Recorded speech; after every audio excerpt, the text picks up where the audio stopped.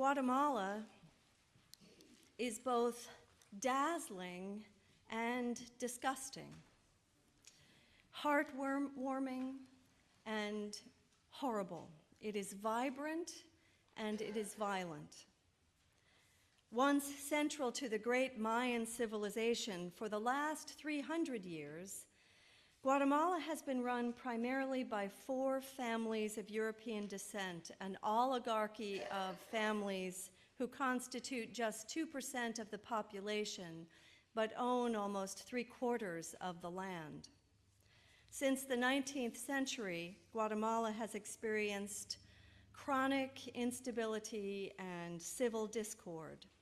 For 36 years, from 1960 to 1996, Guatemala endured a brutal civil war, which was partially supported by the US government. Guatemala is now the largest economy in Central America. It's a nation of very hardworking people with a GDP of a little more than $5,000 per person. To put that in perspective, the GDP per person in this country is almost $60,000. Income distribution is highly lopsided, with 54% of the population living below their poverty line, which is a good deal lower than our poverty line. Guatemala is the 6th most undernourished or malnourished nation in the world. It has among the worst health outcomes in Latin America, with some of the highest infant mortality rates and one of the lowest life expectancies at birth in the region. It also has the lowest literacy rate in Central America. There are some free public schools, but the cost of uniforms and books and supplies and transportation makes these schools largely inaccessible to the poor. It is not surprising then that so many Guatemalans, along with other Central Americans, want to come to the United States to live and to work. In 1999, a brilliant young woman from Maine named Hanley Denning, freshly minted from Bowdoin College, went to Guatemala to improve her Spanish language skills and ended up rescuing hundreds of impoverished children. Rescued them from the dangerous work of picking through one of the biggest dumps in the world. And they're not just picking through household trash, but through medical trash, through very dangerous substances. And she created a safe place for these children to go, to receive an education, to get out of the dump, to eat nourishing food, and to develop hope for their lives. The name of the place and the program is Camino Seguro, which means safe passage. Our congregation was introduced to Safe Passage when Denise and Chip Griffin came and spoke to our youth group, suggesting they go on a mission trip, and that was about 14 years ago. Since then, there have been 3 mission trips to Guatemala, the most recent one in October. Mary Ann Reynolds and I accompanied 5 remarkable high school students, Ashley Abbott, Faith and Glory Blethen, Evie Case, and Ellie Hilscher. These young women were fearless, engaged, exuberant, and compassionate. They did not hesitate to use their Spanish language skills and to expand those skills on the job. They volunteered to work in separate classrooms apart from one another so that they could work with more children. They got along famously and they shared everything. They exemplified the love of Christ. They fed the hungry, they embraced the stranger, and they had fun along the way. Today, they share their experience. Welcome.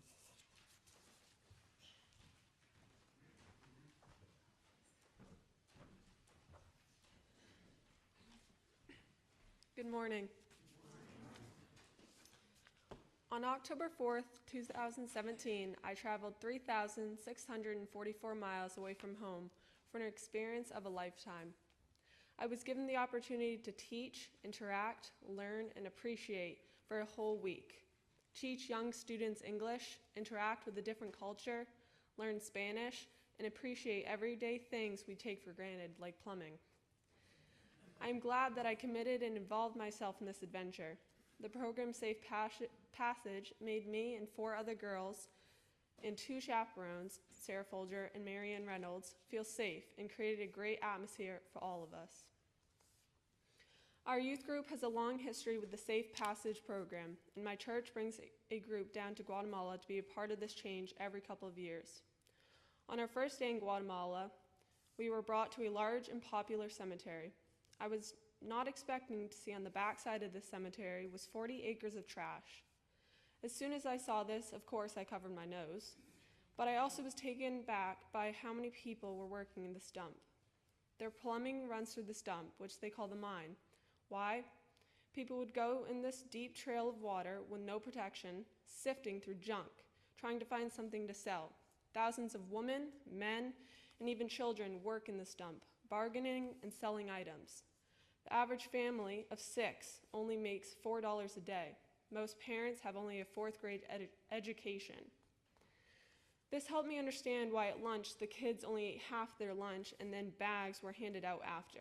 The kids ages 3 through 21 would provide dinner for their families at home. I have never seen kids conserve food the way they did. As I sat at lunch with these young children, they would eat their chicken until there was nothing left on the raw bone. Or when we gave a mint to one children, he broke it up into 10 million pieces so that everyone in the class would have a bite. Their homes were made from sheets of metal or not even that. Safe Passage provides not only nutrition and education, but hygiene as well. Kids brush their teeth at school, and teachers will do life checks every week. Experiencing and talking about this reminds me to appreciate things even more. I was told before I go to Guatemala to not open my mouth in the shower, flush down toilet paper, or even use the water for brushing my teeth, because their water was so dirty. These are all day-to-day things we all take for granted. One last thing I learned to acknowledge is air pollution. The air was so thick and gray, our snot would be gray. We would drive by old buses that would spit out black smoke. When I came back home, it was an adjustment, even though I was only away for 1 week. I will never forget this adventure that my church, parents, and Safe Passage provided me with. I hope to get this once-in-a-lifetime experience again so that I can learn more and remind myself to not take for granted my American lifestyle. Thank you.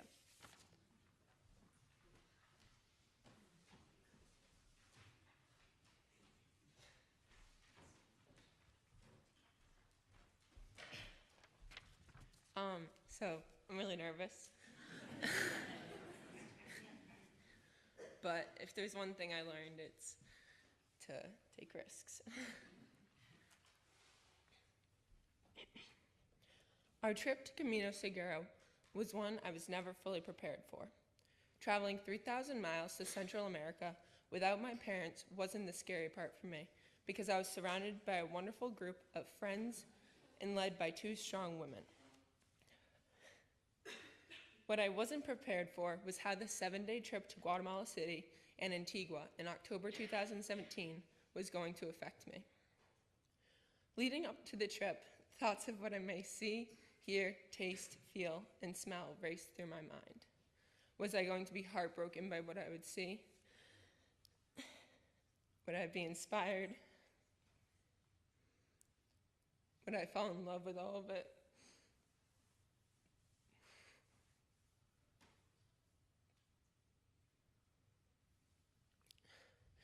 All of my questions were answered within my first day.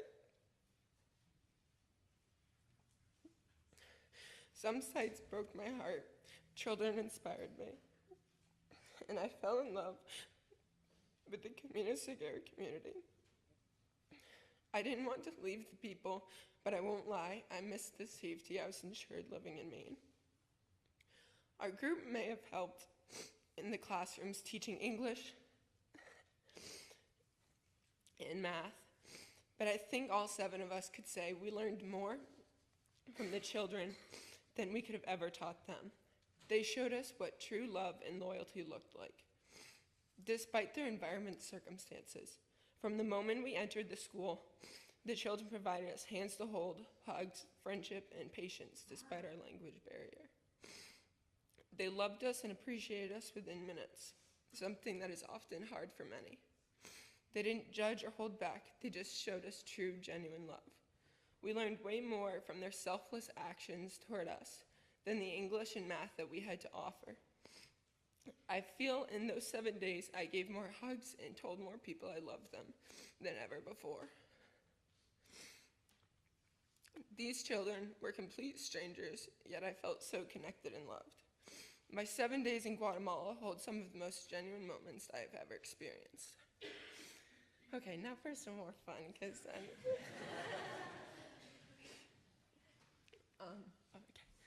One of my favorite experiences to share is the time that we spent at the basketball courts, where the power of sport showed through in just 30 minutes. We often hear people say sport is a universal language. Maybe we think it's a marketing tactic, but I will forever believe in it from now on. We were able to have fun and play basketball with the upper school kids despite our language barrier. We successfully communicated through sport and built friendships within 30 minutes of play, and that is something I will never take for granted. I was empowered by this, and I think everyone involved was, and it helped bridge a gap. And as soon as you said Trace v. Joyce, it was game on.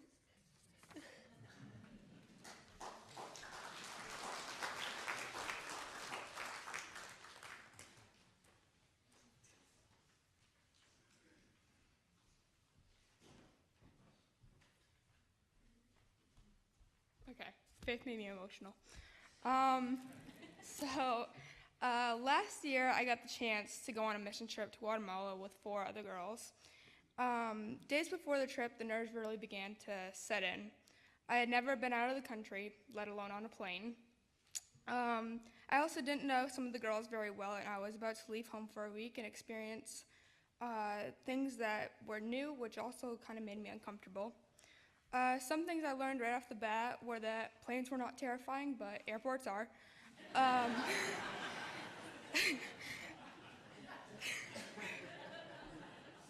I also learned quickly that the group of girls I was going with was probably the best group of people, and they would eventually become some really amazing friends.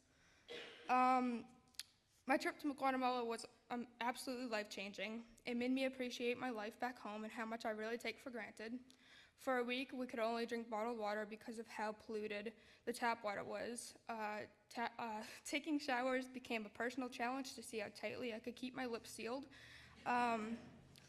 We couldn't brush our teeth or anything using the water there, so it was all just a challenge every single day. But the citizens there faced it as well every single day, so we knew we could do it too. A few experiences that have really stuck with me to this day, and a few experiences have really stuck with me to this day and always will. On one of the days, we had the chance to learn how to make these beads, only using scissors, glue, and magazines. The women who taught us were part of a group where once a week they would meet and have a safe place to talk about whatever they needed to. They would talk about their homes and their troubles to face every single day. They made these beads to eventually make beautiful jewelry such as necklaces, bracelets, earrings, and more. And they had a little store where they would sell them. This is what saved many women from having to go into the dump site. It was cleaner and safer for them and allowed them to make some money in a way they enjoyed. Of course, we visited their store and none of us walked out empty-handed. And this is one of their necklaces that they made. And Faith is wearing a shirt that we also bought from there. And that's my experience that I really enjoyed.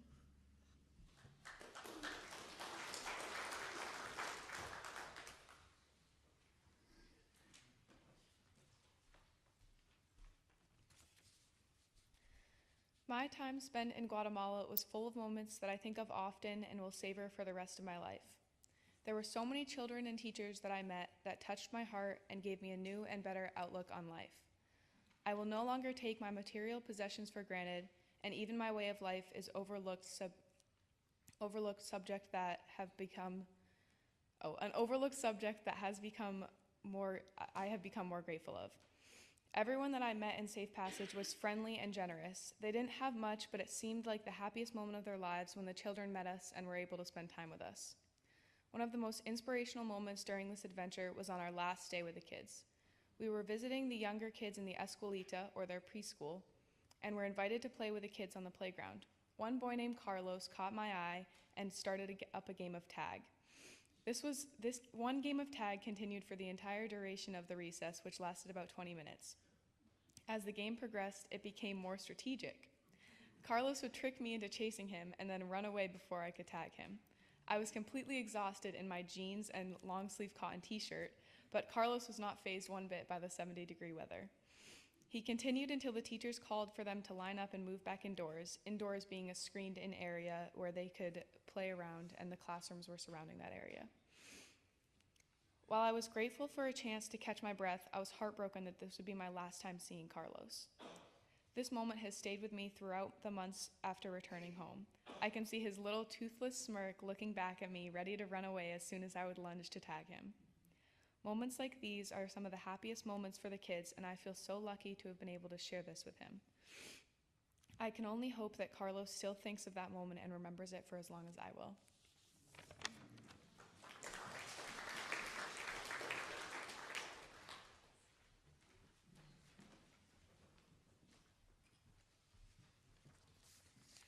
The first English class with second graders began with everyone circled up, describing how they feel with simple words in English.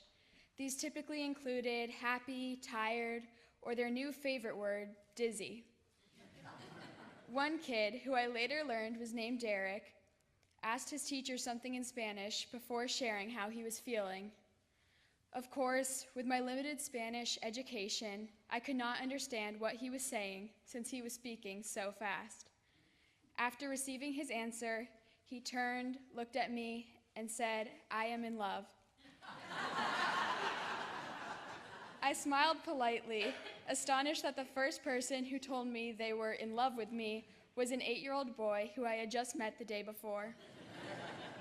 This was not how I imagined this significant moment in my life, but I now cannot think of a better way for this to happen.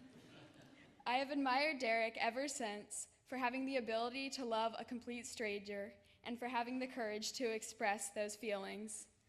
I have never been able to meet someone and love them within a day. In fact, it seemed unimaginable. However, in that moment, I realized it was possible and that Derek truly meant it. I realized that these children who have so little have bigger hearts than I could ever dream of having. Later that day, Derek came up to me and gave me a note expressing how much he loved me, how happy he was that I was there, and how he hoped that I was happy too. Since the only boys I'm surrounded by most of the time are high school boys, this politeness was unexpected, not to mention heartfelt. In addition to the sincerity of the note, he had written as much of it as he could in English, showing a great amount of effort put into the note. A few days later, after spending as much time as I could during classes and lunches with my new friend and role model, Derek, it was time to say goodbye. We hugged tight, by far the longest hug I've ever had, and that is a moment I will never forget. I felt his love, and I knew I loved him back. This was one of the saddest goodbyes I've ever had because Derek, an 8-year-old boy, taught me how to love someone I had just met. Typically, when meeting someone, I look them up and down, observing, judging, and trying to figure them out. However, Derek looked past any flaws, saw the best in me, and truly loved me. Now, months after this experience, I still look up above my bed at the note he gave me, trying to remember him and encouraging myself to learn from him and his love.